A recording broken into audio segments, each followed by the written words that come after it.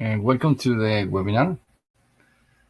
Um, I will start now. So, okay, I am coordinated with the Francisco the details. Perfect. Okay, well, so thank you very much for joining the webinar. I will speak today about how to make the operation of your Oracle Cloud infrastructure, but mainly how to use it from the command line and all the ways that you can work with that. Looking forward to automate it. So this is the order of the topics that we are going to present today. A quick overview of the Oracle Cloud concepts, which are the command line interface tools that we have available to work with the Oracle Cloud infrastructure. Some examples of how can we use them, and we will explore some possibilities to make the use of them. And of course, the main purpose of this presentation is intended for Oracle DBAs, which are interested in get more into details of the Oracle Cloud, but it could be probably also a good fit for people who is coming from the DevOps world and want to see what is Oracle, what does Oracle is offering for that. So I'm Nelson. I work with Oracle technology for long years now. Well, mainly I involved with the user groups. I present a conference. I am certified with Oracle and also the other cloud providers. And well, I've been involved in a while with this technology and also with other databases. I work for Pythian, which is a company who provides services around different technologies. There are also several specializations around the cloud. And of course, we are partners of the main players in the database landscapes. If you're interested, please check the company website. I am part of the ACE program, Oracle ACE program. This is if you haven't heard about it, it is a recognition that Oracle has for people who is engaged in sharing knowledge and help others in the community. So this is a really good thing for you if you haven't heard about it to check the link of the program and see if you could be interested in joining, sharing your knowledge the same way that a lot of people is doing now, trying to simply help other members to improve their skills and do a better use of the technology. So let's start with today's topic.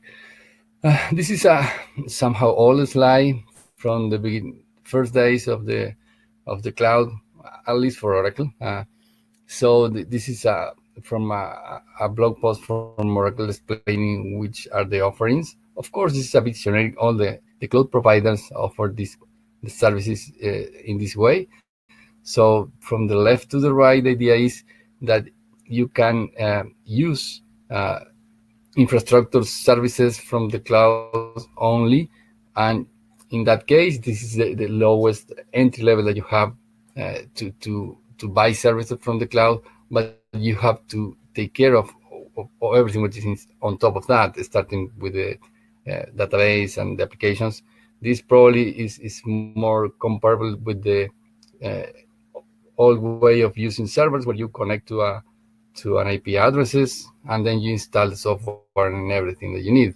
That is the infrastructure cloud, and the acronym is IaaS. So the next to the right is the platform. Instead of just using services where you have to take care of everything, you can just go one step further and leave the cloud provider to do some of the operations of the services for you. So at the platform level, for example, you have the database, where you can use the database from the cloud provider, and they take care of most administrative tasks. That means that you should take care of only of the upper levels of the usage of your platform services that you have running in the cloud. And if you continue to the right, the more automated or more easy to use for you from the cloud provider is software as a service, where you have an entire application running in the cloud offered by the provider, and you just do an initial customization, and then you forget about everything what is happening inside. So you don't really know what is happening with the database or with the application, or so the cloud provider do everything for you.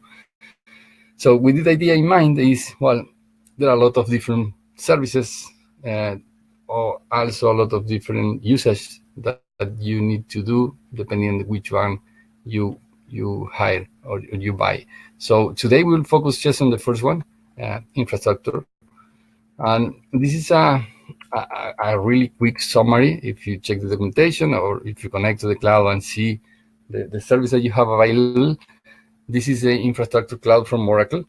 And the first initial important thing to remark is that you will find that there are some services that have similar names, but also contains a classic word. For example, you have a compute, which is the server, the traditional server where you connect. So if you can create a compute service and also a classic compute. That means that Oracle started with the cloud in 2014 with a version Oracle by a company called Nimbula at that time, and well, it rebranded and implemented the Oracle Cloud based on that solution. And last year in Open World, Oracle announced a new generation, a new version of the cloud, which renamed the old implementation as Classic. So most of the services that you were used to see in the Oracle Cloud at that time are now a different have a different interface, because they are all tied to that implementation. And there is almost all more new services are all being developed in the new generation.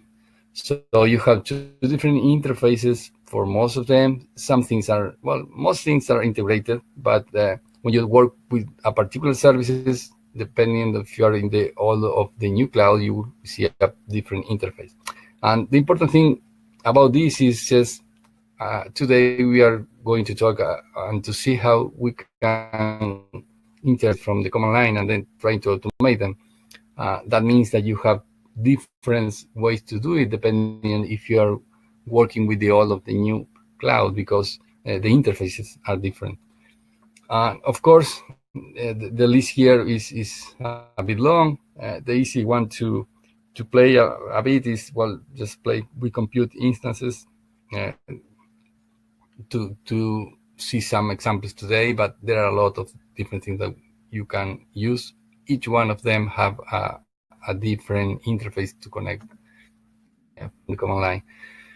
This is an example, the similar idea, but if you look at the platform, so the second, the middle cloud in the slide, in the previous slide.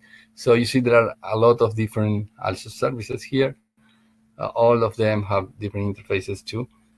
Just to, I have highlighted here the databases that you have several options to create databases as platform in the cloud. And of course, here you have the new autonomous services, which of course you don't have to care much about the administration, and all is implemented on the Oracle side. So you have there the link to see all the details about the different services. This list is changing constantly. Probably if you saw previous days, was announced a new autonomous service for spaces. It's not in this list. This is presentation I created like 1 month ago. So this list is changing all the time. This is an example of the different versions that you have for, or different combinations of options that you choose when you decide to create a database as in the platform service from the cloud. Just to show that while there are several things that you need to choose in your configuration, but this is just a small combos that you are choosing in different stages of the screen. So as just a few clicks, you have your database created using all these possible combinations. When you think about doing the same from the command line, it's just to highlight that you have to manually or have some template to be able to create or pass all these parameters around. No, it's just that. And the same about the different elements that are present when you talk, for example, about a compute instance. So on the left, this is the network that it is associated with your instance. You have a network card, security, routes, and networks, IP addresses, everything. And on the right, you have the instance with the similar things. You need a security configuration, public keys, the storage. So all the things are specified when you create an instance. So if you do it from the command line, all these things are written somewhere. When you connect to the cloud, for example, this is the interface. We can see the same on of course, with example, but okay, you enter your domain where your account was created, and depending if you are using a domain or a user without domain, you have to choose the correct way to connect. No, this is how the console looks like. In this case, you just to remark the idea of here, you have the Compute Classic, for example, and Compute, two of the services that, depending which one you use, you go, for example, in this case, to the Compute. So this is the new interface. So I am going back now. You see that the interface is a bit different because, well, it's just the idea of the old and the new services. So our interest today is to see other ways to access to the services in the Oracle Cloud. For that, Oracle provides an API, which mainly is REST API for all the services. The documentation around this is somehow complete. You have everything, all the parameters that could be needed, but of course, it's for the ones that are implemented. You have some SDKs that are mainly wrapped for that interfaces in different programming language. And also you have command line interface tools that are specific for each service. So for example, here in the object storage, you, in addition to those three options on top, you have HDFS plugin if you are using that, and you could have a gateway for NFS, and you can use utilities like Terraform with the to work with that. And also you have an API which is native with OCI or with Amazon S3. So different ways to access the objects that you created. So this is sound complex, and the idea is everything that you want to possibly do with your resources in the cloud should be possible. So this is the idea behind this. This is a small summary that I created based on the available tools to work with the Oracle infrastructure. So the service that you see on the left and the right, that is your computer. In the middle is the Oracle Cloud. And the idea is, well, depending, for example, here on the left, you have the OPC, which is the command line tool that you can run from your PC to operate the resources for the classic interface, for the classic cloud. You have the OCI command line interface for the new cloud resources. Of course, you have the REST API, the SDK for all of them. Going down on the list, if you are trying to work from the command line with a database resource created as platform here in the cloud infrastructure, so you have a Java utility which is called Oracle DBCS CLI, and in addition to that, in the compute instance which is created for your database, there are some tools installed by default you can operate and to do some extra things.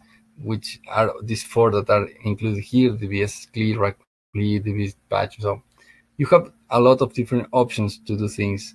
If in case you are using bare metal instances, you have the DBCS command line interface tool, and for the object storage is this share file FTM CLI.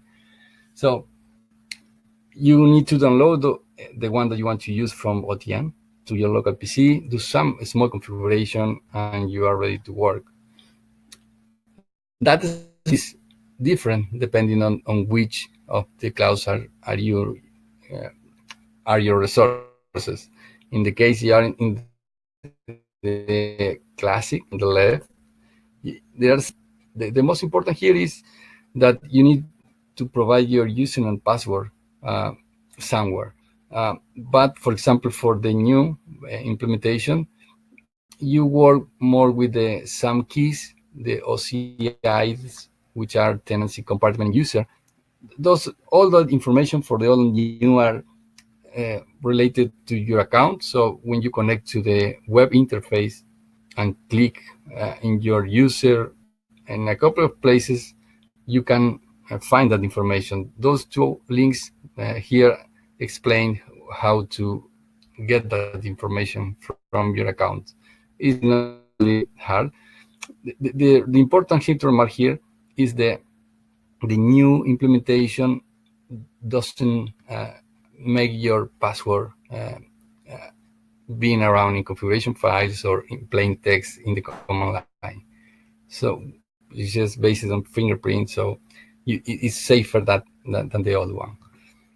It's an example of the configuration being used for the OPC utility, which is used on the command line on my PC. For example, for interface, I am using a Windows machine. So in this case, I am using the Ubuntu Bash, which is Windows 10. So you have to provide your user identification. Of course, I have here changed that, because once you have this information, anyone can copy that, execute their commands, and there will be creating resources under your name. So that is the hard part of trying to do some demo here, because any command that could show on screen the user in this way are easy to copy and reuse. So in this particular case, you see that the password is pointed to a file. So you have somehow an extra safety here, because if I don't show the password, well, you have to try until you get it. But the idea is you create just a configuration extracting your user information following the previous link. Then you environment variables saying just where are those files, and you are ready to start using the utility. In this particular case, I have 3 different examples here. It's just listing the instances that are created for this particular user, which seems somehow redundant, but the important thing here is that you could be granted to see other users' resources. So in this particular case, my user is just listing resources under my user. So I have 1 VM, so 1 compute instance created, and it is just showing me here an ugly name. Actually, the name that you see on the screen is just appvm1, but this is the internal code. And you can also, in the second example, see that you can format better the output. You can choose to do a table output and choose which column you want to see. In this case, also, instead of just doing the list, I wanted to see the orchestrations. The orchestration is in the old cloud when you create any object. Well, particularly the instances, we are as an example, a compute instance, you have an orchestration created automatically, which includes all in a plain text description, all the steps needed to create all the resources for you. So in this example, you'll see that the status is the error because I just used the web interface to create one instance. Then I edited that file to create an error, just pointing to some object that doesn't exist. And I restarted it. So I created this error just to see that you can, on the next command, that you can just focus on checking, well, which is that particular error, because you have that information all accessible. So in this case, you just need to know where to check, and it is pretty clear to follow up this.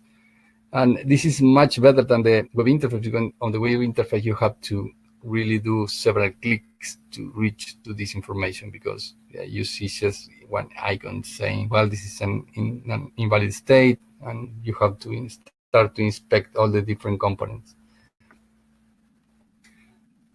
Now I wanted to show examples of how that the REST API works for both the old and the new versions.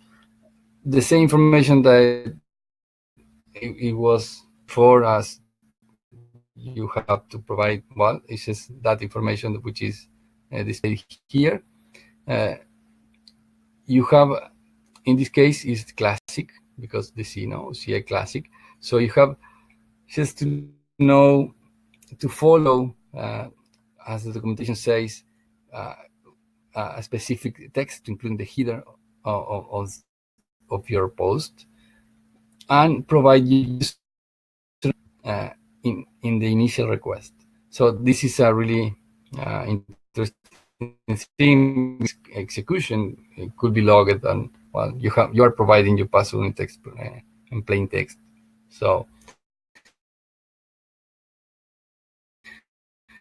the initial communication of the REST in the Classic means that you first have to send a post command with this format to get a token. That token is valid for some minutes, and without token, you can work without providing your password again. So this is a response example. You see here, this is the actually token.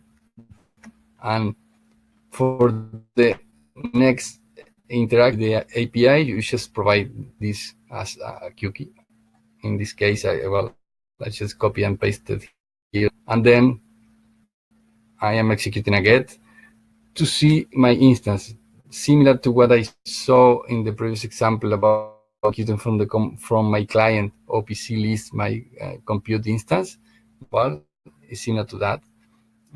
I am here doing a really different syntax for the same, my user, and providing the REST endpoint, and doing the initial handshake to get the token. The response to this is a JSON, which is including everything there. So probably you have to parse it with some tool. In this case, I just downloaded JSON tool in Unix, and with that you are able to just indicate, well, on this result content, extract the label value. So this is something easy to process or digest this way. There are several examples in the documentation about how to check backups, how to create instances using this.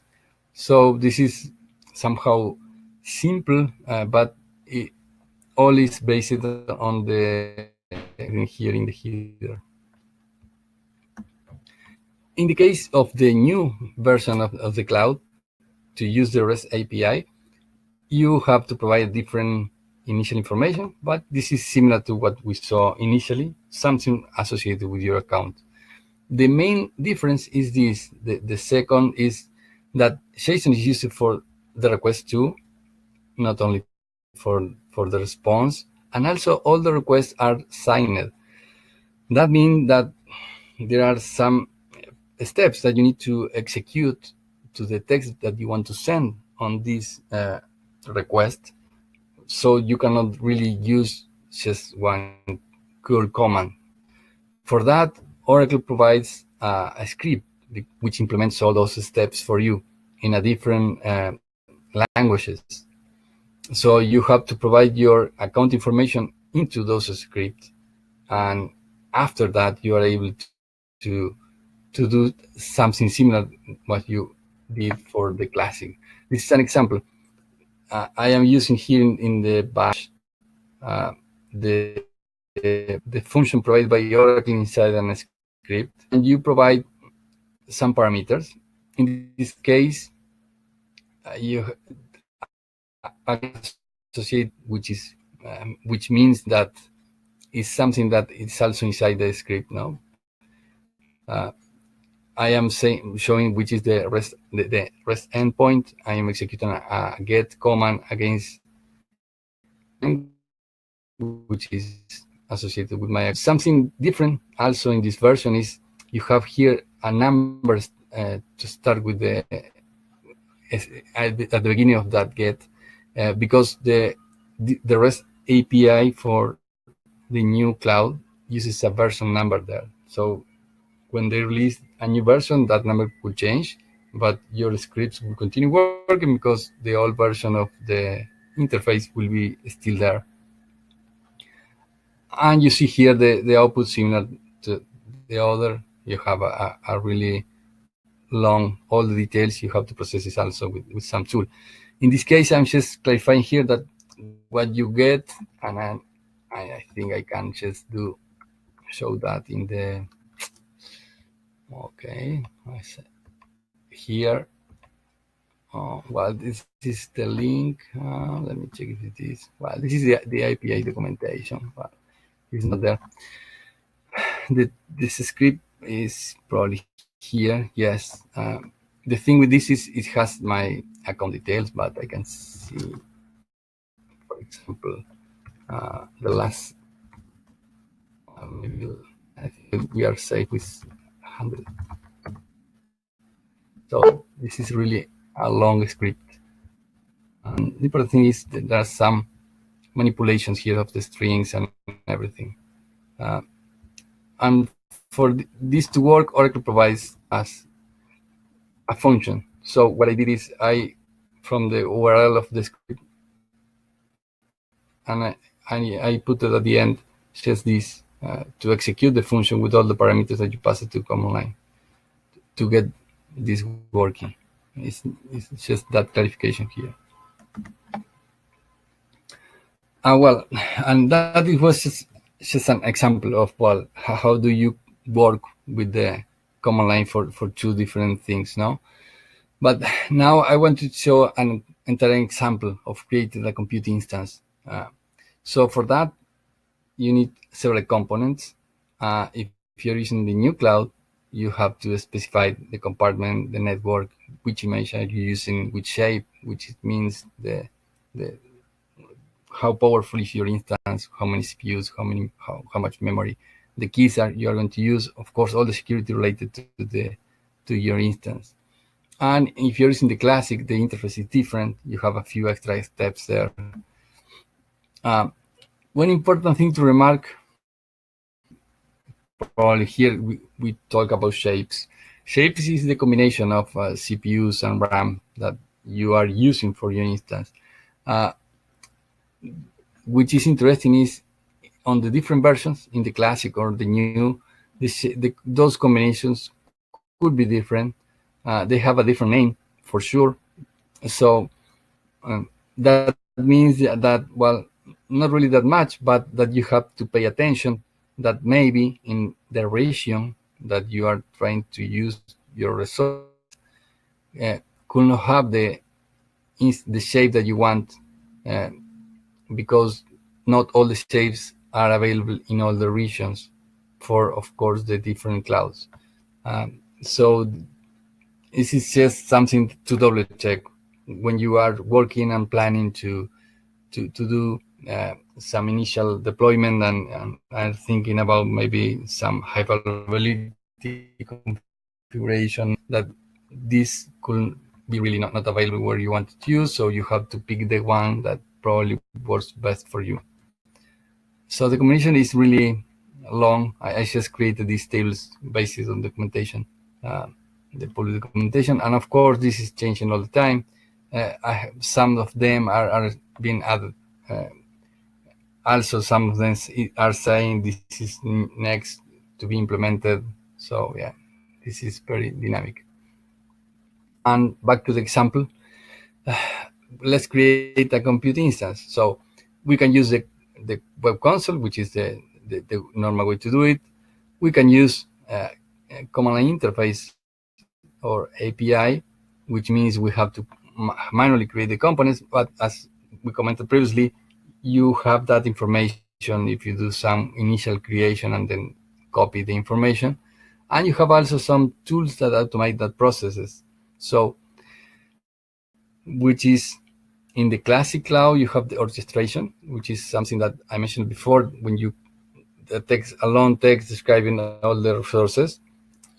And for the new cloud, you have also a Terraform provider. Terraform is a tool to use it to operate not only with Oracle, but is used for any other provider. So it's a tool to automate and handle configuration also. So Oracle has provided for both the old and the new cloud, which is just different names, and you can use these. There are some examples published by Oracle and GitHub of how to do this, which is probably the best way to deal with the compute instances. So a quick review was if we use the web interface, which is the initial way to do it for the classic version is just showing you a quick start, which means a combination of some parameters that you can use to do a fast creation. So if you choose here, so it will be created fast. But if you go to the details, I want to choose a particular image. Well, you have to go to all to do more steps. Now you have to do and pick, well, let's pick that image in particular. And also you have to go to all the steps of, well, choosing the shape, details of that instance, how is the network, security, the storage that you are connecting. So you go to all those steps. We are not going to see it. It's just to show that here you have a lot of decisions to make. When you finish, you go to the orchestration and you will see, in this case, that is something here available for you with all those details. That is this along a lot of pages of code like this, saying the information about what you have chosen in those pages. In this case, also, I have just changed some of my information just because your details are there. But with this, you can reproduce it later. You can save some templates and then handle it offline without using the web interface, just with the command line. But the proper way to do it is using Terraform. Terraform is the tool which is easy to install because it's just a binary file for the tool and a binary file for the provider. And in this case, I did an example using the new cloud, which means the OCI provider. And Oracle, well, when you need to work with this, you create just a few configuration files. Of course, you don't start from zero. You just download some examples from Oracle. There are several different examples there. The only thing that you need to do is, again, put the information for your account, the same that you use for the REST API or for the command line tools. That those same information is needed here. And then you use a couple of commands. You plan to see how your configuration is impacting your infrastructure, and then you apply the changes. Oracle published a guide not long ago about all the details about using this.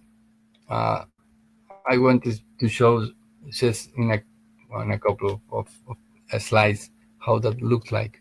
So in this case, for example, I am using, and this is this page probably, yes, that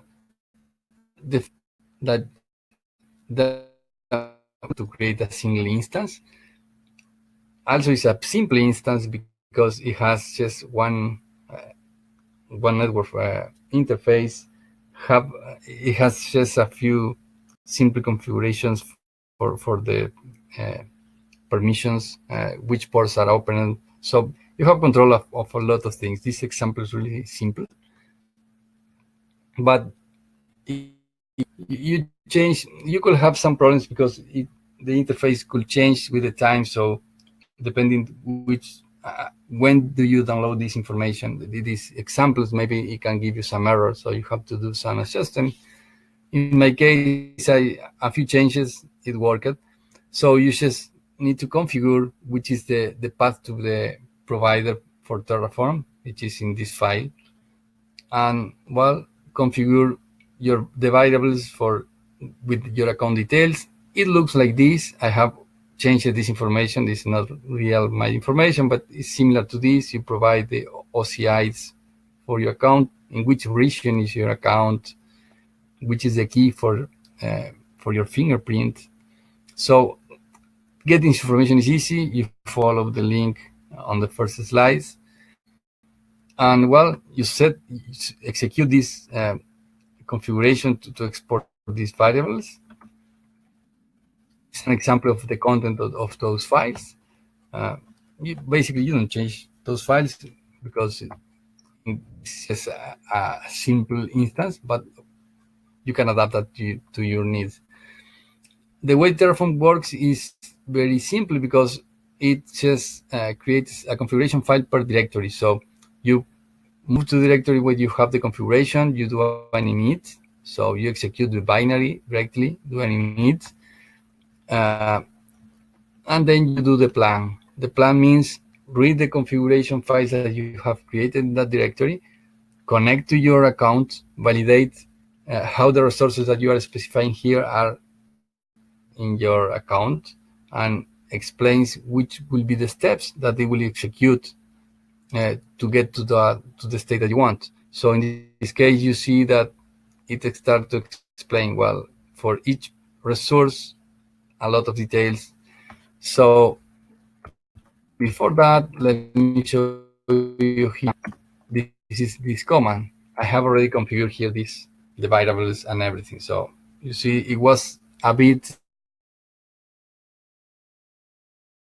slow. It did initial connection to the, and of course, some information is there.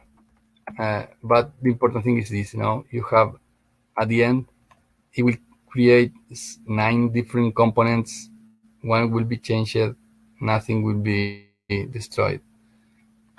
And apply, let me just advance on the slide and let's run that to see how that. Let me connect to my account just to see how the instance is created while we run it. I was connected just for starting, but well, it timed out.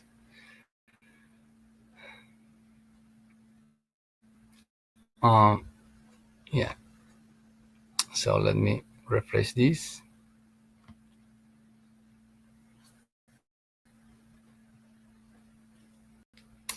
Okay, and we are there. This is the interface for my account. So if we go to instances, we will see that nothing is there. I have one compartment created. It will refresh here and show that, well, I don't have any account created, any instance created. So back to the slide, we are in the plan step. That we can do before running is to do a graph. Is an other of the option that you can pass to Terraform. Let's do it here. So that we create the commands to create a graph. install this tool with dot. You can so you create a PNG and you see all the dependencies between the resources that will be that are included in your configuration. So this could be useful if you have a configuration and you are familiar with it. Probably it's easier to follow the small changes in this diagram than a lot of lines of code. So when you apply, and let's do that, let's just show you first here in the slides that slowly until it finish and provides you the final details of your instance. So we'll do the apply and we'll see slowly the progress. Let me put this so we can see both things. Okay, so it is telling you all the plan. So follow the plan. I will start creating all the components. It creates the network, the privileges, everything. So when we reach to the instance, we can refresh here.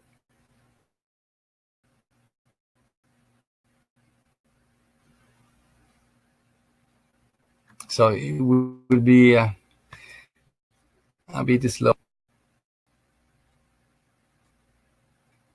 You see here it says it's still creating. Take that stage. It is waiting. Well, in this case, it's a block, so it is getting the storage. So probably the instance is not being created yet. Okay, so it's provisioning right now. So you skip all the steps of manually choosing the details. You do that in the configuration files. Basic. Of course, there is the if you have that information in the files that we can inspect them after it finished. As it will take some time, we'll leave it there running until it completes. And I have included here in the slides the same information on the screenshot that you got.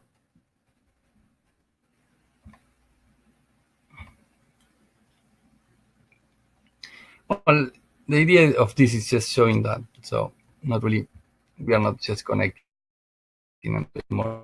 So when you think on automating the operations in the cloud, it's not, if we are at DBAs, we are probably used to automate the scripting that we have on top of our manual operations of the database. But in the cloud, there are a lot of things already automated by the provider. So we have the backups, the patching, the failover, the standby. Those things are already built in when we create the database with Oracle. So actually, the automation is something different. It's just trying to build on top of the tools, the new tools that are provided by the Oracle, and also to fill the gap of the things that probably need some extra care from our side. Also, Oracle not only have provided automation for the typical task for the database, for in the example I have writing here, but it has also provided the interfaces for Terraform to work, for the orchestration to work in the cloud, a couple of the plugins for Chef, a tool for EBS on the cloud. So actually, this is the way going forward. All the services will continue being improved to have more features included. So a few examples of that, just probably to complete the idea here is How about the patching? How does it look like in the cloud? This is a database instance I have created like uh, 6 months ago. So if you click here on the database name, you will see automatically some patches are available. You see they are a bit old because this instance was created some time ago. So what you need to do is to press this button here and say, well, apply the patch. In this case, just to show us an example of when things could go wrong, you could have an error. And this is, you have the date there shown. So a couple of months, it just give you an error on the pre-check steps, but it doesn't give you more details than that. So in this particular use case, is showing you that you need to be more familiar with the tools that are being executed for this. If you connect to the compute instance, which is created for your database in the cloud, you can see using the database tool, DBCS CLI, you can start to validate things. And in this example, I executed to see, well, show me the version and you have installed there. There are some logs there. You can inspect the logs. So the log matching the date where I executed the operation in the web console is showing this, is that there are some information that some RPMs are available for the tool being used. That means that the tool that the web console patching. So the solution in this case, this of course was from searching the documentation and some notes. You upgrade the tools. It's just a simple command. It has a lot of output. I choose a version which is listed in the log file that I inspected previously, why I know that number. So I choose the latest version, I updated the tool, and I again listed, well, how many patches do I have available? This is similar to what we see in the web console, but it's just list all the patches available. I run the pre-checks here, and we see there are a lot of errors. And if I come here and say, well, I expect this to work now because I don't see an error from the command. I press this button and say patch, and in this case, the patch works. So this is just an example that even when we have a built-in automation, we have to know much better how that automation works, because sometimes it could not work as expected. So in this particular case, it's just you have some tools installed, pre-installed in your instance, and you have to work out through the logs to identify what is needed to be done. Something interesting is some conflict resolution is already automated there. But of course, that could be really different for every possible version. The documentation explains that once you started to work with the web interface, if you make change using the command line, then the web interface does not synchronize well with your changes. So you have to be somehow careful with how do you want to work, because you should follow some procedure which is supported. No, so you need to plan in advance these kind of things. But it's important to know that, well, the automation is there, but you need to get to know it. Similar with the backups, just one slide for this. You have one checkbox when you create the database as a service saying take care of the backups. And that means that Oracle will use the backups. You can list all the backups that have been created using Airman as usual. You do that associated with your database, but you can also use the same command line tool to create new ones, which has a particular syntax and similar to recover. There is a tool there that you can use to recover.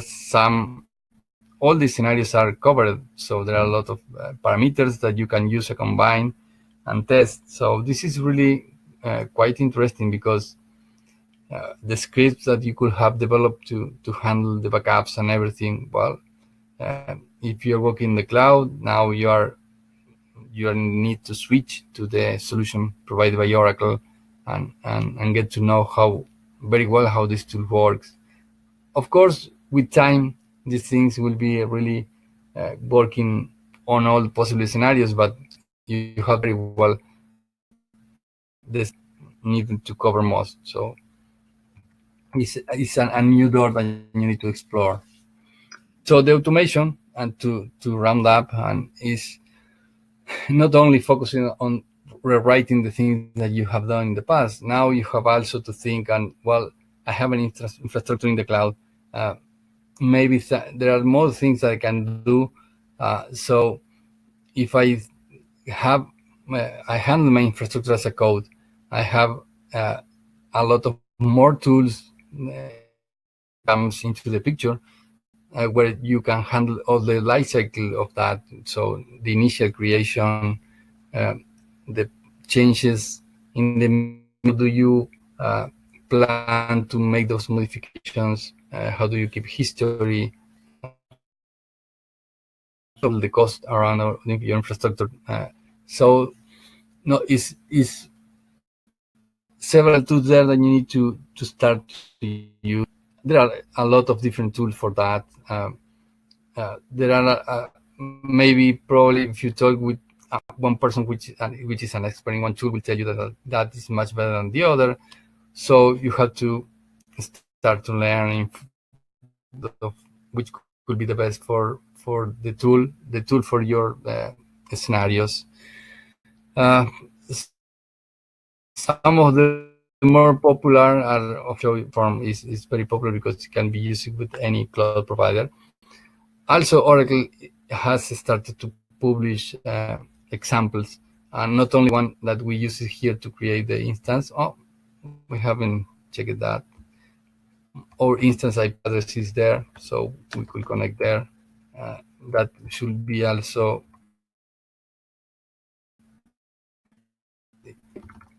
So not only that example, there is also more examples that are used, for example, for Kubernetes clusters.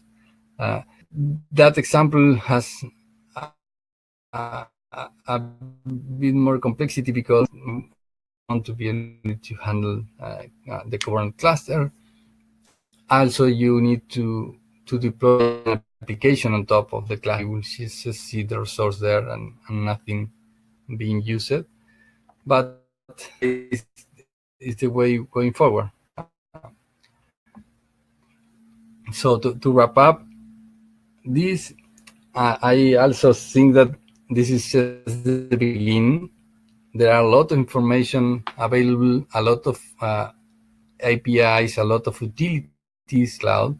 So take the time, explore everything which is there. There is an interesting, a lot of probably since in the last few years, a lot has been about using continuous integration and development pipelines. The same, of course, can be used for the infrastructure. There are some well-documented scenarios for that. Some here and to get familiar with this DevOps practice. There are some tools, and this is really interesting. Oracle has developed something called Management Cloud, which is a tool which takes care of all the things that you have running on your infrastructure and also on the cloud.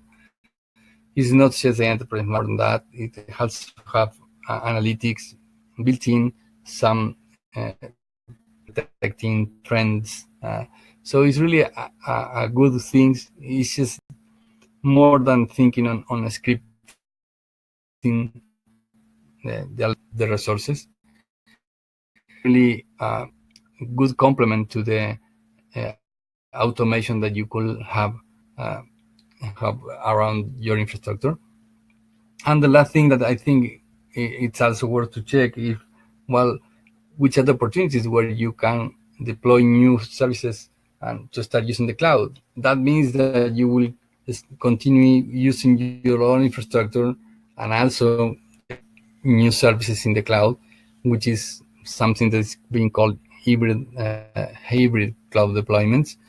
Uh, of course, there are a lot of here to talk and to validate, but it is a way to and start doing things with the cloud. Some specific use cases are really good fit for the cloud. Uh, just the beginning of a lot of different ways of doing the work that we were using to. So with that, I thank you very much for your time. I don't know here how we can handle the questions, but you can get in touch with me the way that you get more comfortable. You can write an email, contact me, LinkedIn. That's all. I have some reference here, a few only of all the things included in the slide. Each one of them has some of the links. I hope that you can you find start playing with these things. So thank you very much to being here. And let me check on this if there is something about. Well, I think that's all. Well, thank you very much.